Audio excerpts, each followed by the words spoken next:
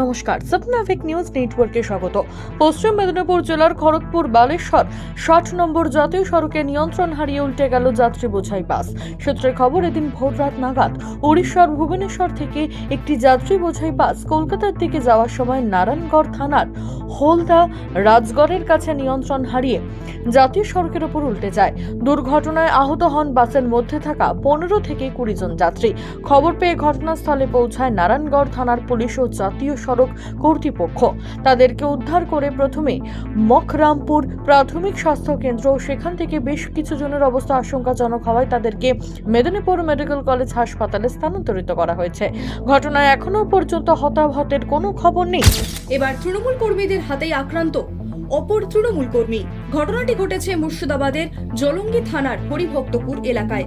অভিযোগ, পুরনো তৃণমূল কর্মীকে টোটো থেকে নামিয়ে বেধড়ক মারধর করে সিপিএম থেকে সদ্য তৃণমূল শিবিরে নাম লেখানো কর্মীরা।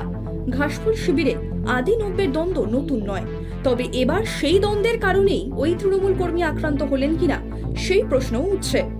ঘটনার খবর পেয়ে তড়িঘড়ি ঘটনাস্থলে পৌঁছয় জলঙ্গি থানার পুলিশ। তবে ঠিক কী কারণে ওই ব্যক্তির ওপর হামলা করা হলো তা এখনো স্পষ্ট নয়। অন্যদিকে তৃণমূলের হাতেই তৃণমূল কর্মীর আক্রান্ত হওয়ার ঘটনায় চাঞ্চল্য ছড়ায় এলাকায়। ফের সীমান্তে উদ্ধার বিপুল পরিমাণ সোনা। এদিন গভীর রাতে গোপন সূত্রে পাওয়া খবরের ভিত্তিতে নদিয়ার গেদে সীমান্তের কাজীবাগান এলাকা থেকে 20টি সোনার বার উদ্ধার করে বিএসএফ এর 32 নম্বর ব্যাটালিয়নের কর্তব্যরত জওয়ানরা। বাংলাদেশ থেকে ভারতে এই সোনার বিস্কিটগুলি পাচারের উদ্দেশ্যে নিয়ে আসছিল পাচারকারীরা। তবে জওয়ানরা ওই সোনা পাচারকারীদের ধাওয়া করতেই তারা সোনার বারগুলি রেখেই পালিয়ে যায়। সোনার বারগুলির আনুমানিক ওজন 4 কেজি 452 গ্রাম এবং তাদের বাজার মূল্য প্রায় 3 কোটি টাকারও বেশি। উদ্ধার হওয়া সোনার বিস্কিটগুলি এদিন শুল্ক দপ্তরের হাতে তুলে দেয় বিএসএফ জওয়ানরা। আসছে বর্ষাকাল, আর সেই সঙ্গে আসছে ডেঙ্গু আতঙ্কের দিনও। আর তাই ডেঙ্গু মোকাবিলা করতে আগে ভাগেই কোচবিহার পৌরসভার সবকটি ওয়ার্ডেই ডেঙ্গু নিধন অভিযান চালানো হচ্ছে পৌরসভার পক্ষ থেকে। এদিন এই অভিযানের কাজকর্ম খতিয়ে দেখতে এবং ডেঙ্গু অভিযান সংক্রান্ত গুরুত্বপূর্ণ বৈঠক সারতে কোচবিহার পৌঁছন ডেভেলপমেন্ট অথরিটির আধিকারিকরা। বাড়ির সামনে থাকা গাছের টব কিংবা গাঁথনি দিয়ে ঘেরা ফাঁকা জমি, বিভিন্ন জায়গা পৌরসভার কর্মীদের সঙ্গে ঘুরে দেখলেন আধিকারিকেরা। এ বিষয়ে কোচবিহার পৌরসভার পৌর প্রধান রবীন্দ্রনাথ ঘোষ জানালেন যে শুধু সরকারি কর্মসূচি বা হাসপাতাল থাকলেই হবে না, ডেঙ্গু প্রতিরোধে সাধারণ মানুষের সচেতনতাও বিশেষভাবে জরুরি। তাই বর্ষা আসার আগেই ডেঙ্গু মোকাবিলায় কার্যত জোরদার প্রস্তুতি শুরু করে দিয়েছে কোচবিহার পৌরসভা। ফের আইসিডিএস সেন্টারে নিম্নমানের খাবার দেওয়ার প্রতিবাদে গ্রামবাসীদের বিক্ষোভ। এবারের ঘটনাস্থল মুর্শিদাবাদের আন্দুলপুর ব্রিজ সংলগ্ন এলাকার বাসিন্দাদের অভিযোগ, দীর্ঘদিন ধরেই অত্যন্ত নিম্নমানের খাবার দেওয়া হচ্ছে। যে খাবার খাওয়ানো হয় শিশু থেকে শুরু করে প্রসূতিদেরও। প্রতিদিন নিম্নমানের খিচুড়ি রান্না করা হয় এবং তার সাথে পুষ্টিকর সবজি বা সয়াবিন কিছুই দেওয়া হয় না, শুধুই চাল রান্না করে দেওয়া হয় বলে অভিযোগ। শুধু তাই নয়, নিয়মিত স্কুলে আসলেও পড়ুয়াদের পড়ানোই হয় না ওই সেন্টারে।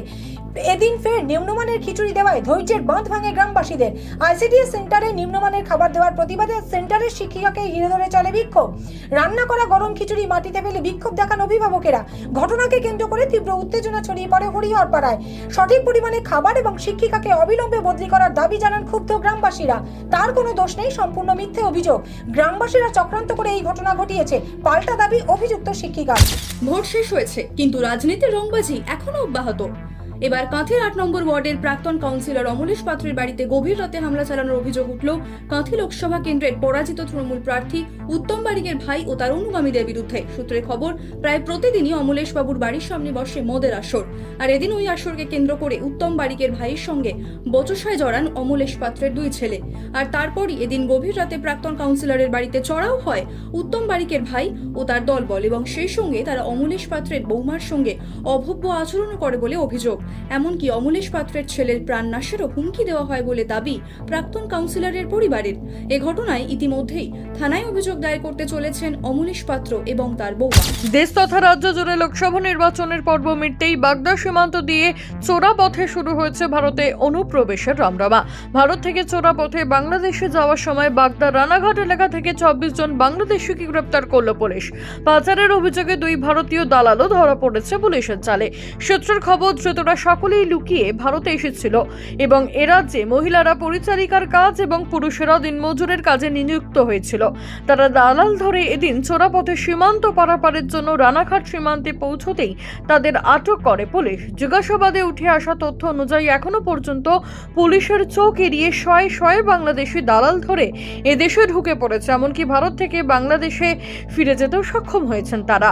শান্তনু বিশ্বাস, সাবনাভিক নিউজ, পাগদা। সমস্ত খবরের আপডেট পেতে লাইক করে সাবস্ক্রাইব করুন সাবনাভিক নিউজ। সেই সঙ্গে বেল বাটন প্রেস করতে ভুলবেন না। আপনাদের একটা সাবস্ক্রিপশন আমাদের জন্য অত্যন্ত মূল্যবান। জয় হিন্দ।